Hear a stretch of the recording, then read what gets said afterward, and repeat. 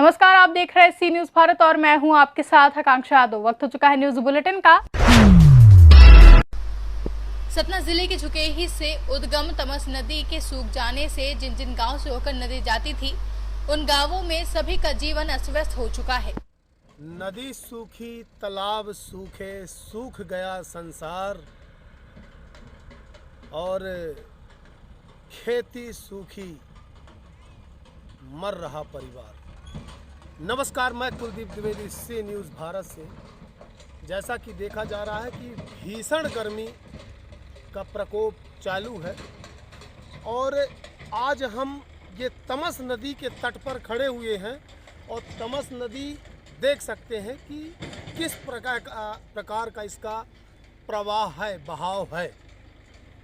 जाहिर सी बात है कि ये एक कविता में ही रह गई है, एक लेखनी में ही रह गई है कि तमस नदी है कोई।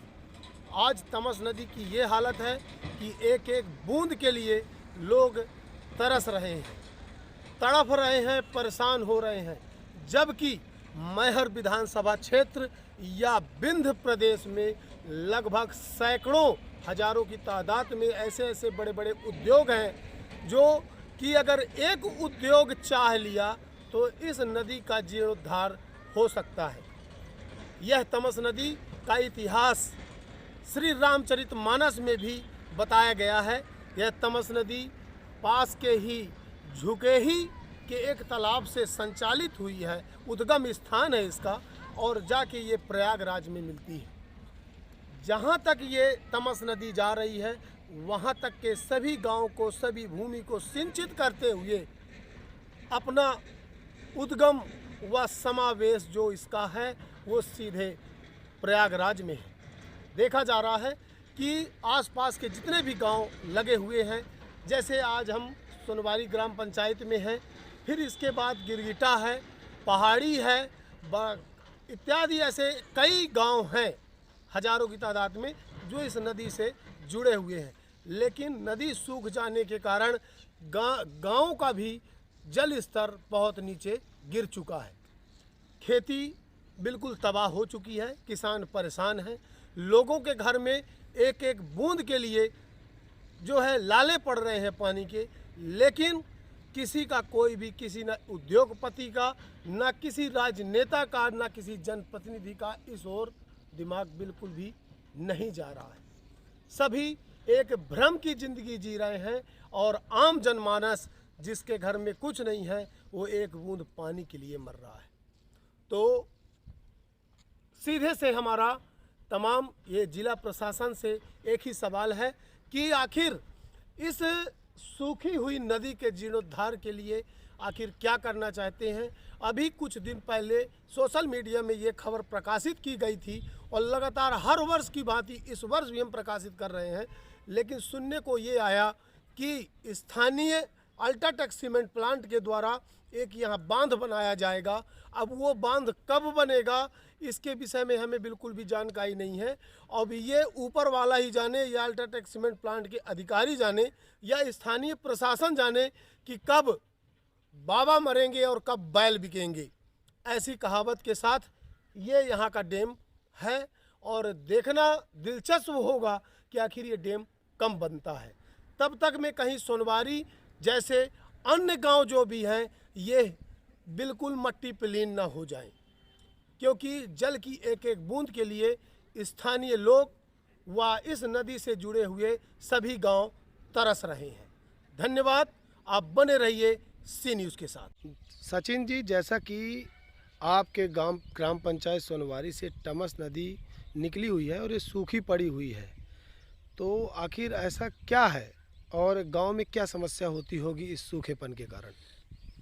ये नदी जहाँ से निकली हुई है, जहाँ तक गई हुई है, नदी ऐसा 2-4 सालों से हो रहा है कि गर्मी आने पर सूख जाती है और जब नदी सूख जाती है तो लगे हुए आसपास के गांव इससे प्रभावित होते हैं। नलों में पानी नहीं रहता है, बोर का पानी कम हो जाता है, यहाँ के पशु पक्षी जानवर भी पानी के लिए यहाँ वहाँ भागे फिरते हैं। लोगों की बाजू में फसल लगी हुई थी, फसल को भरपूर पानी नहीं मिल पाता है। यहाँ पर 3 सीमेंट प्लांट लगे हुए हैं मैहर विधानसभा के अंदर, कभी भी कोई सीमेंट प्लांट इस पे देखने नहीं आता है। बड़े बड़े नेता मंत्री यहाँ आते हैं, सांसद बनते हैं, विधायक बनते हैं, जिला पंचायत सदस्य बनते हैं, इसी रोड से हमेशा वो निकलते भी हैं, लेकिन कभी भी वोट लेने के बाद वह धरातल पे यहाँ देखने नहीं आते हैं कि ग्रामीण जनों को क्या समस्या हो रही है, क्या यहाँ के आसपास के क्षेत्र यहाँ प्रभावित हो रहे हैं जल के लिए। जैसे कि आप एक युवा समाज सेवी हैं जी। और बताया जा रहा है कि आगामी जनपद पंचायत के जो चुनाव हैं उस पे आप भी अपनी सहभागिता निभा रहे हैं और निभाने वाले हैं, तो इस समस्या के निदान के लिए आप क्या कदम उठाएंगे? कदम उठाएंगे, इसमें सीमेंट प्लांटों में सीआरएस के तहत फंड आता है, जो कि उन कभी भी कोई भी सीमेंट प्लांट 1 रुपए का काम नहीं करता है इसमें।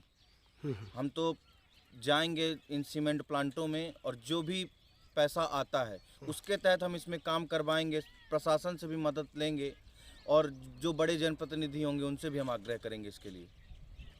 चलिए, धन्यवाद। मंटू भैया बताएं कि जैसा कि आप एक समाज सेवी, युवा समाज सेवी है और आपके ग्राम पंचायत सोनवारी से टमस नदी निकली हुई है जो कि पूरी तरीके से सूख गई है, गांव में क्या समस्याओं का सामना करना पड़ रहा है? सोनवारी पंचायत नहीं, आसपास के क्षेत्रों में भी जल संकट गहरा रहा है।